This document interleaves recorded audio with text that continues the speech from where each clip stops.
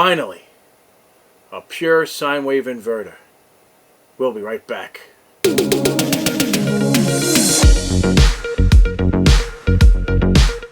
Hey guys, this is Joe Tech from JoeteckTips. We're on Facebook, Twitter, and Instagram. And today I have an incredible 1000-watt DC to AC inverter. I have a lot of stuff here on my desk here. It's really cluttered. I'm going to try to get through to this. It is quite big, this inverter. I'm going to try to go nice and slow because my lights are connected to this. I have a kilowatt meter connected to it. So it has two AC outlets on the front plus one USB port, a fan in the back, and DC input up to 95 amps, input 12 volt DC. Okay, so that's what this is capable of doing. I'm going nice and slow, but this is the beast. Let me see if I can show it to you. It's pretty. It almost looks like an amplifier for a stereo. I mean, that's how sick it is. So I'm trying to go really careful with this.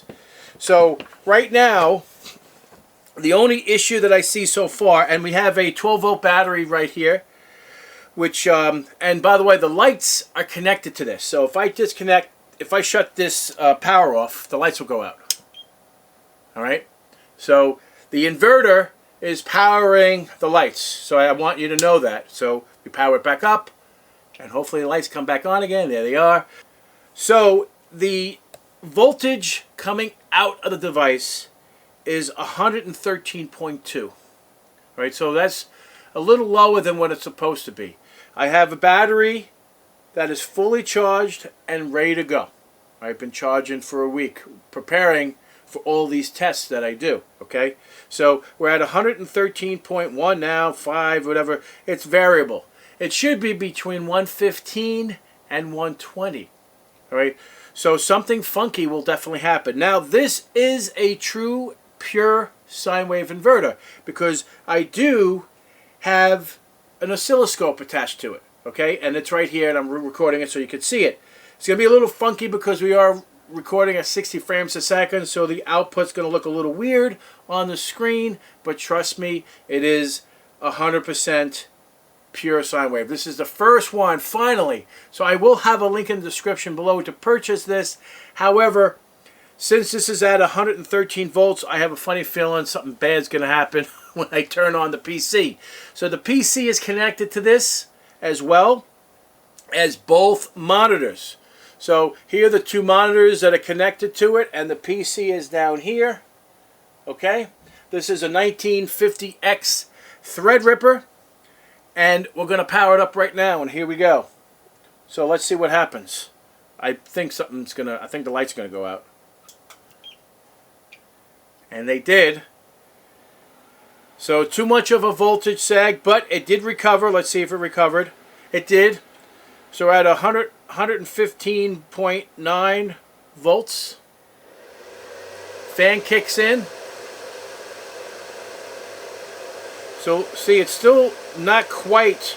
That's why you see the flickering of the lights, because it's right on the limit of the correct voltage. Right, so it's right at 115, 114, and and anything electrical in the United States, for that matter, requires at least a minimum of 115 volts of continuous voltage. So anything that drops down too low would indicate that it's just barely enough power to maintain. So right now we're at 113.3. So the voltage output is not quite correct, but it is a true pure sine wave. So most likely a stronger battery, maybe this battery is having some issues. I doubt it's brand new. So that means that, you know, it just can't maintain. So what we're going to do right now is we're going to run Cinebench, and we're going to move this to watts. So we're currently at 405 watts. Fan is on, and we're going to run Cinebench, and it's going to crank up a little bit here. So Cinebench is running. So at 500 and whatever, it's variable here, so you can actually see we're running Cinebench. We're cranking away here. So I mean, I'm not going anywhere near the 1,000 watts that it could do, but it's definitely working. So let's see how many amps it's doing. So 4 amps on the output. This is AC amps. And volts, 112. So it's not quite where it's supposed to be. It's a little off. That could also indicate either a low battery, weak battery, but all the computers are working. So it's actually functioning. It's just the voltage is a little low. So that's my only issue. I did notice on the inside of this, when we did take it apart, is that there are 3 40 amp fuses. It is a pain in the neck to take it apart, but they are user replaceable. They're orange and they're 40 amps a piece, and they just slide right into the connector, which is great. So if you do go beyond the 95 amp input of this, or the output draw, it will pop those 3 40 amp fuses. So it's a 120 amp limit. So this thing has the capability of going to 1440 watts. I wouldn't go beyond 1400 watts peak. If you wanted to continuously run it, I wouldn't go past 1200. So the device works. It is a pure sine wave device. Definitely is. However, the voltage is really low. So in other words, it's supposed to be, like I said, 115 to 120.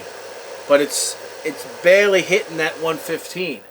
It's kind of hovering around 112. And that's where it kind of sort of damages electronics, because the lower the voltage output, the harder the other equipment, the equipment that it's connected to has to function. This is a tough buy. I will have a link in the description below to purchase this. So guys, if you like this video, please give me a thumbs up. And if you're not a subscriber, please subscribe. Take care, and we'll see you next time.